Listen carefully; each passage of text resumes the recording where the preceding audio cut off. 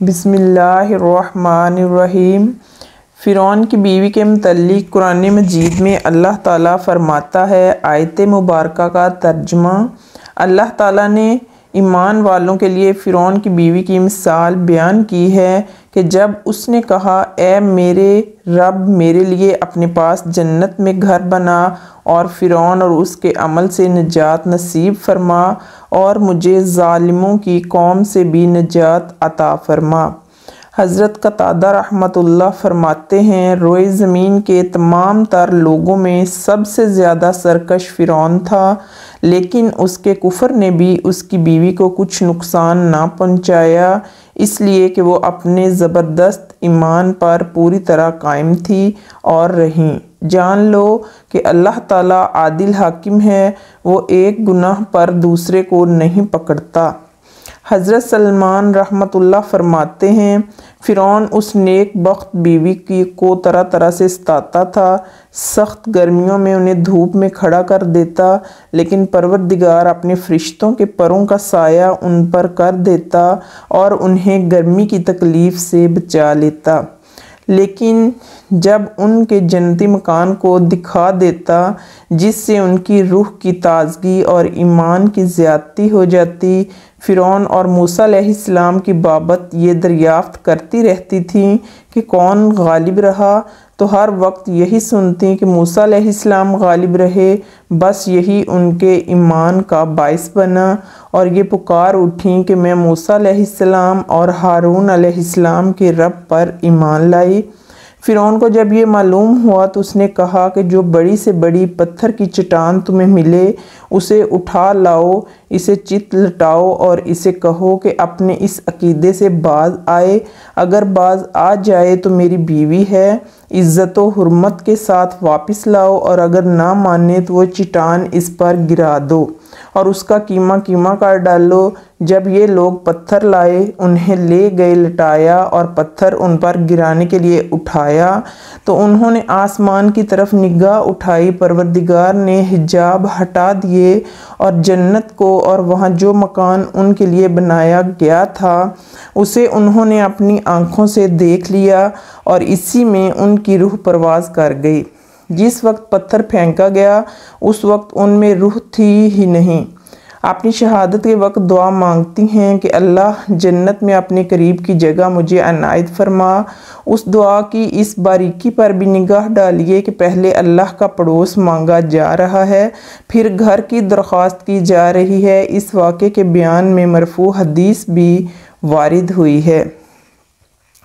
حضرت ابو موسیٰ رضی اللہ تعالیٰ عنہ بیان کرتے ہیں کہ نبی صلی اللہ علیہ وسلم نے فرمایا، مردوں میں سے تو بہت سے درجہ کمال تک پہنچے، لیکن عورتوں میں سوائے فرعون کی بیوی آسیہ اور مریم بنت عمران کے کوئی اور عورت درجہ کمال تک نہیں پہنچی، اور عائشہ رضی اللہ تعالیٰ عنہ کی باقی سب عورتوں پر فضیلت اسی طرح ہے جس طرح سرید باقی سب کھانوں پر افضل ہے۔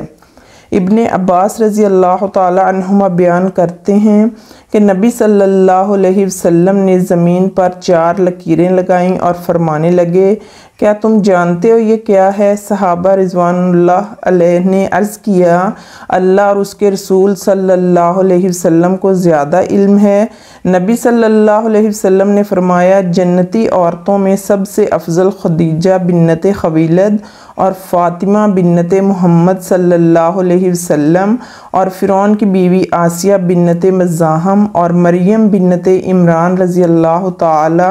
عنہم اجمعین ہیں۔ حافظ ابن حجر رحمۃ اللہ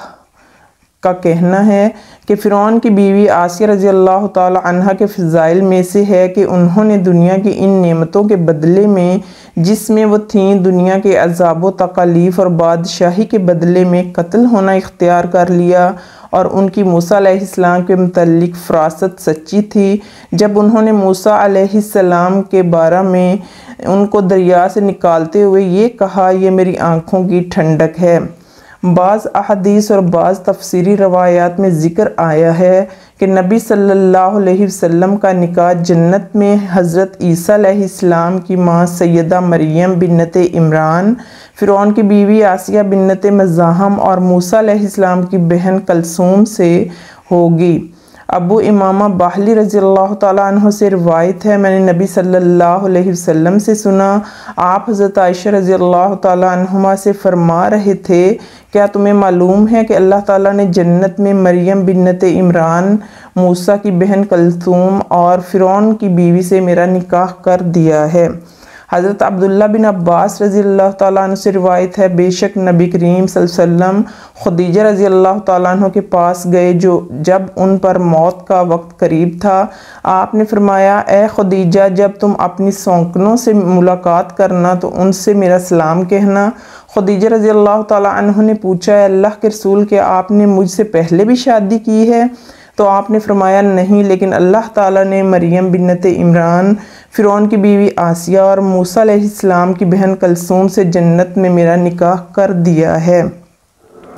ابن عساکر میں ہے کہ جبریل علیہ السلام رسول اللہ صلی اللہ علیہ وسلم کے پاس آئے، اس وقت سیدہ خدیجہ رضی اللہ تعالیٰ عنہما آپ صلی اللہ علیہ وسلم کے پاس آئیں تو جبریل علیہ السلام نے فرمایا، اللہ تعالیٰ خدیجہ رضی اللہ تعالیٰ عنہما کو سلام کہتا ہے اور فرماتا ہے کہ انہیں خوشی ہو جنت کے ایک چاندی کے گھر کی، جہاں نہ گرمی ہے نہ تکلیف ہے، نہ شور و غل، جو چھیدے ہوئے موتی کا بنا ہوا ہے، جس کے دائیں بائیں مریم بنت عمران علیہ السلام اور آسیہ بنت مزاحم علیہ السلام کے مکانات ہیں۔